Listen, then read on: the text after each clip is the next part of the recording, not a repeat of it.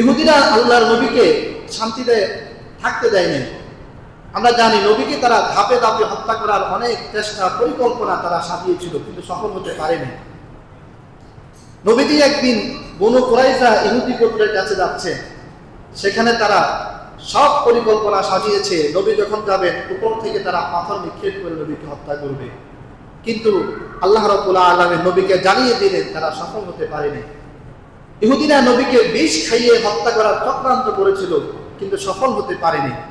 ইহুদিরা নবীকে জাদু টোনা করে হত্যা করার চক্রান্ত করেছিল, কিন্তু তারা সফল হতে পারেনি। অনেক চেষ্টা তারা করেছিল আল্লাহর নবীকে হত্যা করার, কিন্তু তারা কখনো সফল হতে পারেনি। গায়রিল মাগদুবি আলাইহিম ওয়ালাদ-দাল্লিন, এই মাগদুব তারা কারা?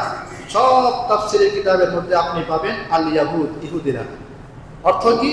মাগদুবি আলাইহিম, যাদের প্রতি আল্লাহ তাআলা গজব নাযিল করেছেন। এবার তাফসীরে লাগান আল ইয়াহুদ, তাহলে কাদের প্রতি? ইহুদিদের প্রতি। ইহুদিদের প্রতি আল্লাহ পাক গজব নাযিল করেছেন যুগে যুগে। কারণ কি? কারণ হচ্ছে এটি একটি অভিশপ্ত সম্প্রদায়। এই পৃথিবীর সবচাইতে দুশ্চরিত্র এক সম্প্রদায় হচ্ছে ইহুদি সম্প্রদায়। পবিত্র কোরআনে তাদের দুশ্চরিত্র সম্পর্কে বিশাল চ্যাপ্টার আছে। আমরা অনেক কথা বলবো না, যে একটি কথা বলবো। ইহুদিদের এক নম্বরের দুশ্চরিত্র হচ্ছে যে তারা আল্লাহ তাআলাকে ব্যঙ্গ করে, আল্লাহ তাআলাকে মানে না। পবিত্র কোরআন বলে ইন্নাল্লাহা ফাকিরুন ওয়া নাহনু আগনিয়া।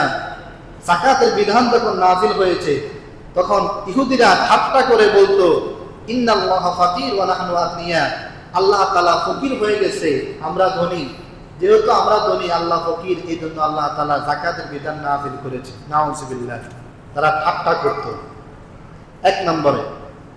দুই নাম্বার, এই ইহুদিরা অসংখ্য অগণিত নবী রাসূলকে হত্যা করেছে। আপনি দেখছেন ফিলিস্তিনে মানুষকে হত্যা করে, আশ্চর্য হওয়ার কিছুই নেই। তারা নবীদেরকে হত্যা করেছে।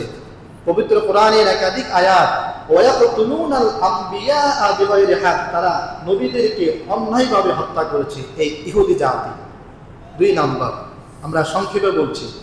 তিন নাম্বার, এই ইহুদি জাতি হচ্ছে আপনার ওয়াদা ভঙ্গ করার জাতি, চুক্তি ভঙ্গ করার জাতি। আপনারা জানেন যে বেশ কিছুদিন আগে হামাসের সাথে একটা চুক্তি হয়েছিল, তারা চুক্তি ভঙ্গ করেছে। এটা নতুন না, পবিত্র কোরআনের ঘোষণা। আল্লাযীনা আহাদতা মিনহুম সুম্মা ইয়ানকুদুনা আহদাহুম, তারা যখন ওয়াদা করে ইয়ানকুদুনা আহদাহুম, তারা ওয়াদা ভঙ্গ করে, চুক্তি ভঙ্গ করে। পবিত্র কোরআনের কথা। তারা চুক্তি কখনো মানে না, চুক্তি লঙ্ঘন করে তারা। চার নাম্বার, ইহুদিরা আমানতের খেয়ানত করে, কখনোই আমানত আদায় করে না। পবিত্র কোরআন বলে ওয়ামিনহুম মান ইনতামানহু বিদিনার, আপনি যদি তাদের কাছে এক দিনারও যদি রাখেন, এক টাকাও যদি তাদের কাছে আমানত রাখেন, লা ইউআদ্দিহি ইলাইক, তারা তা আপনাকে আর দেবে না, এটা আপনি আর পাবেন না। এক টাকাও যদি রাখেন এই আমানত আর পাবেন না। তারা আমানতের খেয়ানত করে। পাঁচ নম্বর, ইহুদি জাতি এমন এক বদমাশ জাতি যাদের দিন পাথরের চাইতে অনেক কঠিন, অনেক কঠিন। ফিলিস্তিনের আমরা যদি একটা কুকুরও মরে আমাদের খারাপ লাগে, এত মানুষ মারছে তাদের খারাপ লাগে না কেন? কোরআন ঘোষণা করছে সুম্মা কাসাত কুলুবুকুম মিন বাদি যালিকা ফাহিয়া কাল হিজারা আও আশাদ্দু কাসওয়া।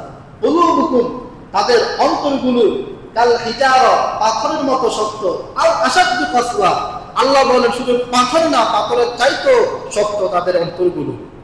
তাহলে কিভাবে তারা মানুষকে হত্যা করবে না, এটা আপনি কিভাবে ভাবেন? তাদের অন্তর তো পাথর, এবং আল্লাহর কোরআনের ঘোষণা পাথরের চাইতেও শক্ত তাদের অন্তর। এই পাঁচটা কথা আমরা মোটা দাগে জানলাম কোরআন থেকে ইহুদিদের।